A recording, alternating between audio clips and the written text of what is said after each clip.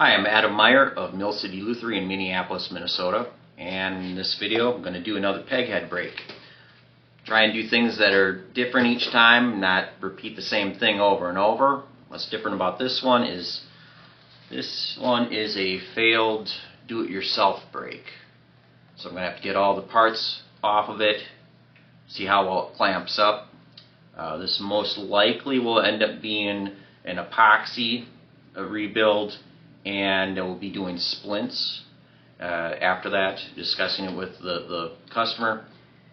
It's been this way for a while, so it's got to figure out if I can get this to flex all the way back, but this one is pretty nasty, so let's get a close-up look at it.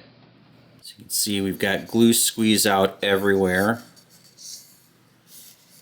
And this, at least by hand, does not close all the way.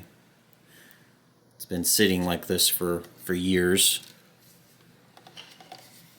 We have many jagged edges over here. And take a look here, the head plate is separating. So as I'm examining this, I'm thinking it might be a good idea to get that head plate off first. Just see what we have on the inside. That might be holding the whole thing together. I mean, over here we've got a little bit of mahogany still holding it together. But otherwise, this peghead may, in a way, be completely broken off, just being held on by the head plate. If that's the case, it would be better just to get the head plate off and repair it that way.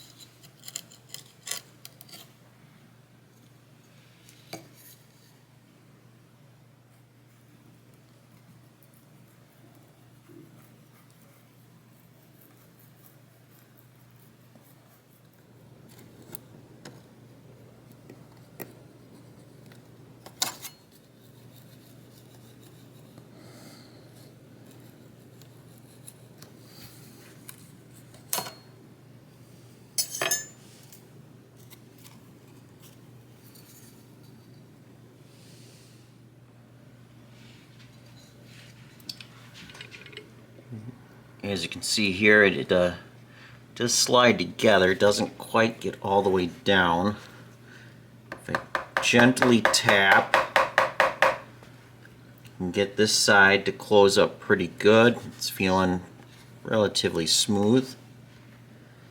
Over here, still got a gap there. So this is where I'm going to put a splint. Even though not going to rely on glue being a filler there. That'll be where one of the splint goes. You know, what I'll do is I'll try and clamp this together.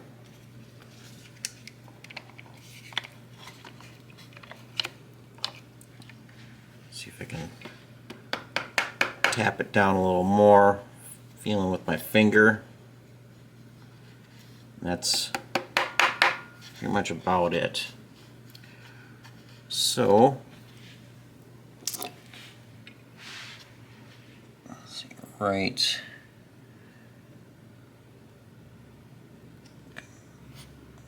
there. And I'll take it all apart, kind of compare where things are, make sure I'm not going to hit the truss rod or anything. And as long as that's good, I'll kind of line up where I want the other one on the other side. So I drilled a hole here, get this apart,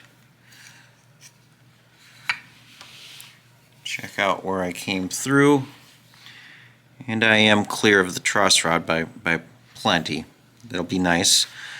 But I'll need to come up this way a little further with the pin for it to hold in place, because this is so diagonal. It wouldn't make sense to do a pin here. I'm going to do it up in this area. That'll really work well then. So get this back together, drill this hole up to size, and actually put a pin through, so I'm kind of holding it in place, and then I'll decide over here where I want to get the other one. So let's put it back together.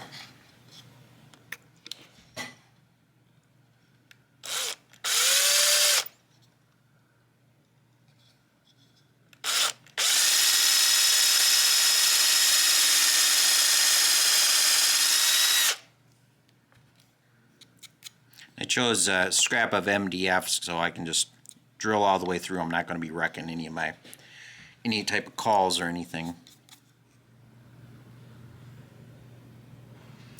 You see the pin is holding this in place really well, just the one. But I still want to put the second one in just for good measure. So, feeling we're up in this area somewhere. Plenty clear of everything. Just come over here. Not too important. I'll be routing this out and putting in a splint anyways.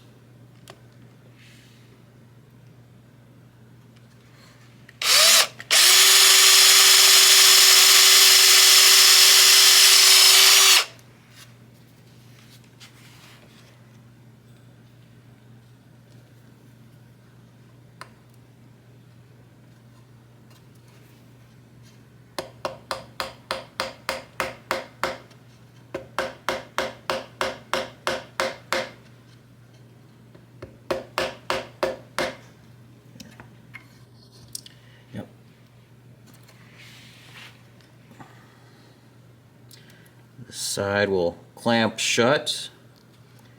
And I got the splint there. I'll be trimming this off so it won't be protruding, because we'll be clamping over everything. But this is held in place nicely. We're flush on all edges, so it's time to actually glue this up. Since this was repaired before and there's no way to know for sure that I've gotten all the previous glue off of this, some of this I can tell it's not coming off the finish and stuff, so it's probably still soaked into the wood. It's time to use epoxy. I get this stuff from Stuart McDonald. It is very strong.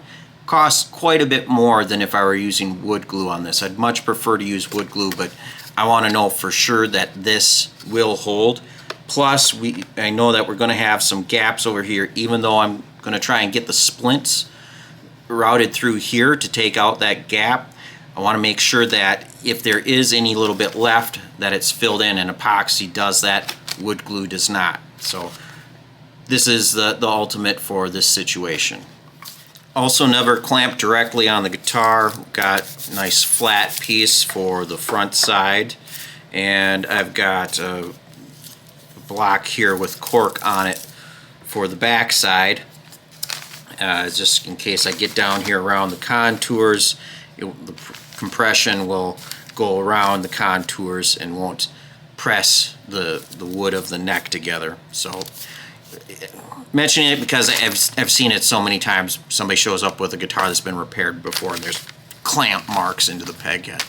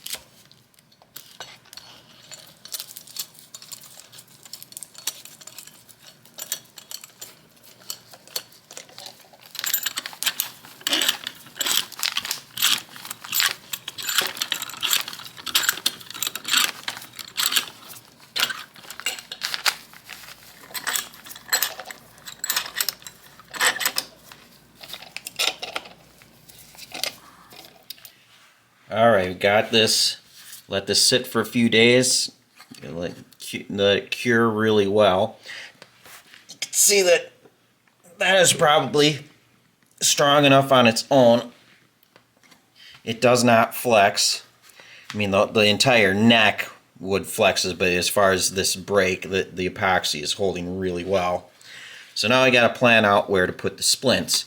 Well, I did before where I put these, but I'm going to use my template, and basing off of how it's broke on the front, the crack is back up here. So I'm going to be putting the splints oriented more towards the peg head this time. Most of the times when I'm doing this, I have the splints a little down here, getting into the neck more. But this time around, I'm going to be more like this. And I'm going to be setting this up twice. I had these made by somebody with a laser engraver, and the idea is that it misses the truss rod. I can center it. But based on, we had some wood missing over here where I put this pin, I want to make sure that I route that channel out, and then I put in a piece of maple. So the idea is I'm getting this whole area to be filled in, no gaps or anything. So I'm going to set this up kind of in this area like this for the first time. I'll be using my moldable plastic, and it'll be up off the peg head a little bit, because, you know, see, if I use my Dremel base, I end up hitting before I get all the way back there. So I'll be, when I'm doing this, keep in mind that I have it up off the peg head just a little bit. And I'll also probably just draw a few holes along here, mark it with a pen, so I can start routing with my Dremel bit. It's just one of these little kind of router style, and I'm just going to let it ride along the plexiglass. These templates don't last too many times because you know, I just wear away at them, but they're cheap enough to have them made. And yeah, I'm going to try, and I don't have to worry about going too deep, because there's likely no way I'll hit the fingerboard and go through there. If I go through on the peg head side, doesn't matter. I've got the plate off. I can touch things up over here, and everything will be fine. So, all right, time to get this template mounted.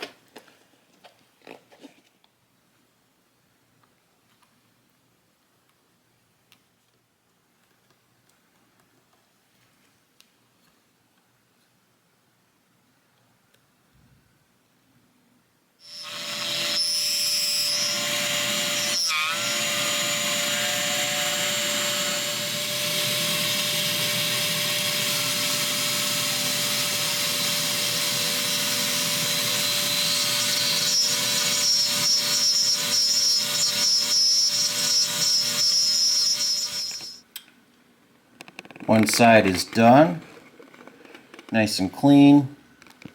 Got one little hole that went all the way through that I didn't go down all the way to get rid of that, but up here at the end that goes all the way through.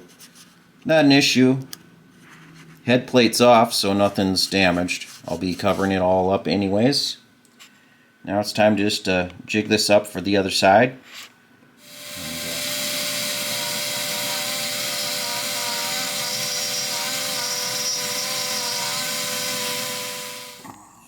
and lined it up really well. Just got to plan it out well and make sure that you remove any of the gaps. I'm going to get wood splints made for this.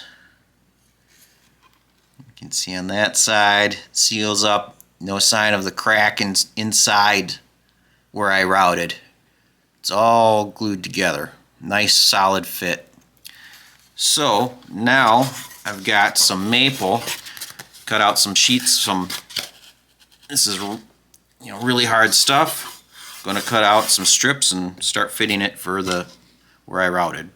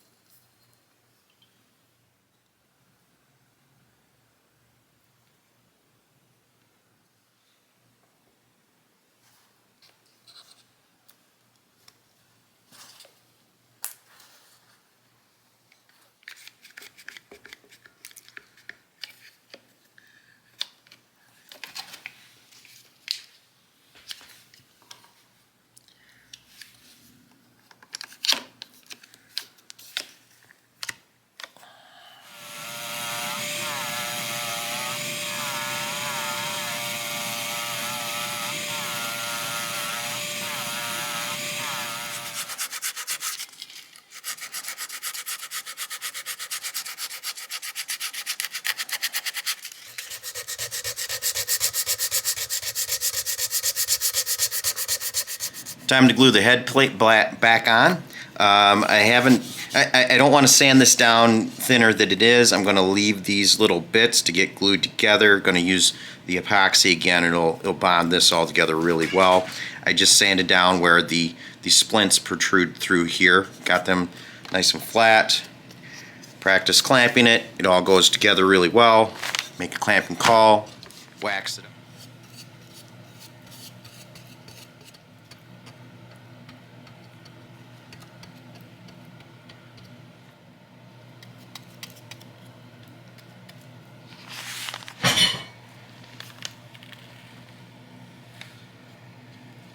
It's a couple. I used the truss rod cover holes as places to put locating pins.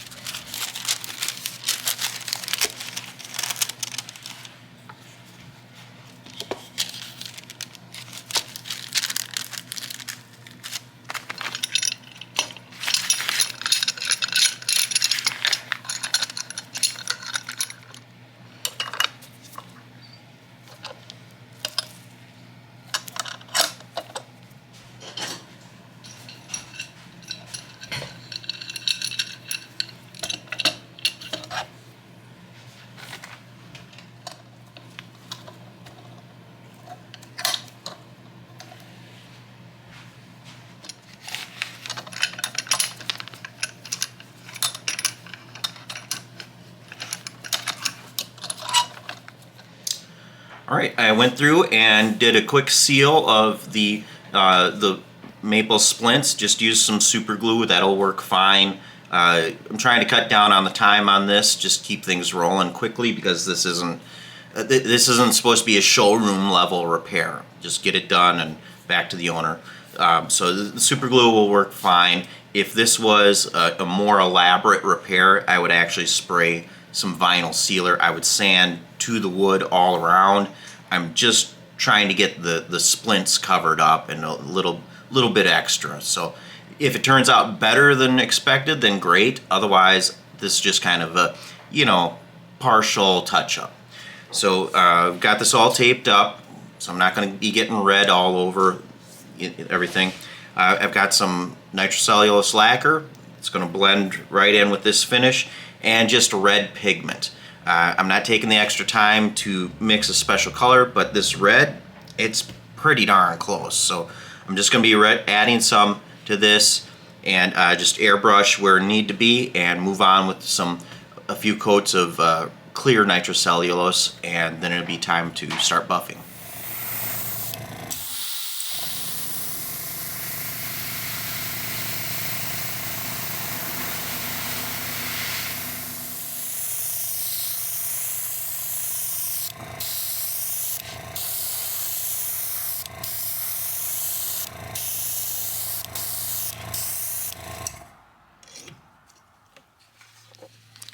As you can see here, I try to crush the price down as much as I can on this, but this is an actual Gibson, so it's got nitrocellulose lacquer. A lot of guitars have a polyurethane, so you can't really blend things in, and also the finish doesn't shrink. Notice all these low spots? That's the edges of the splints. When I sprayed this, it was all flush and level, but lacquer, it gases off slowly and it just kind of creeps down into any little crevice that it can get into. So got to sand all this back, which means more time, which means this guitar in particular costs a little more to do.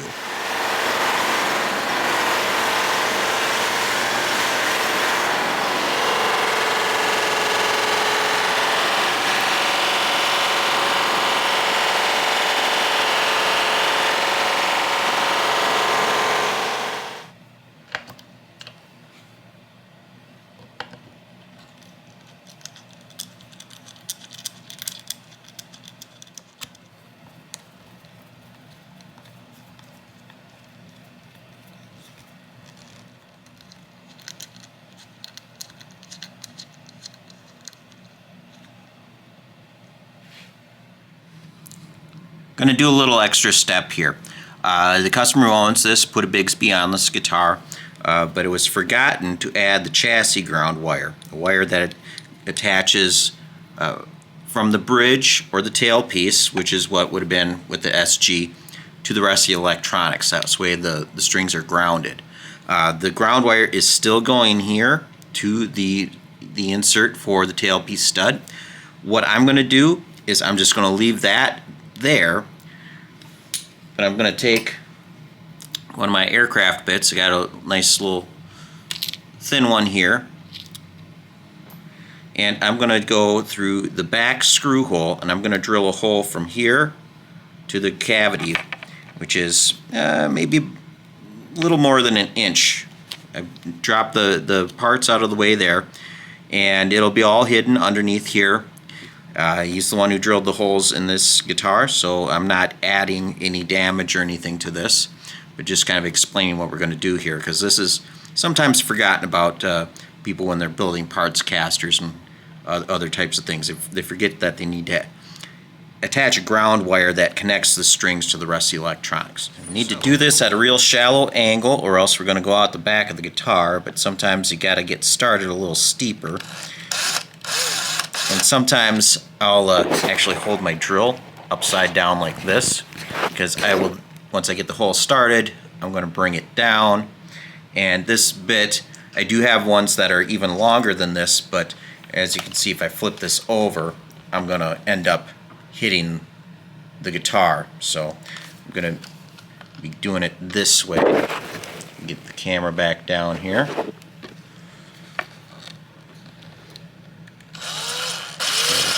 Started.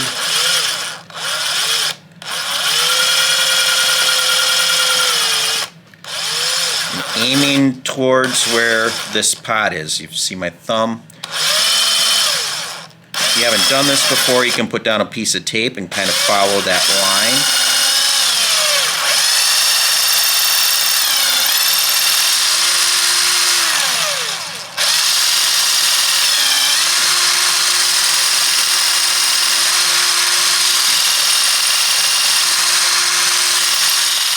Go.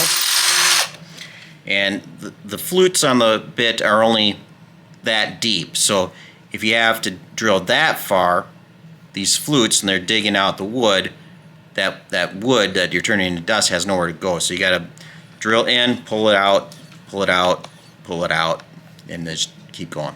So I'm gonna get a wire fed through here and pinch it underneath the Bigsby. So the wire, just feed it through. And use whatever. I've got extra red, so I'll just use that. And I'll feed it in, because I'm using the same hole as the screw, and let the screw kind of be what makes the connection there.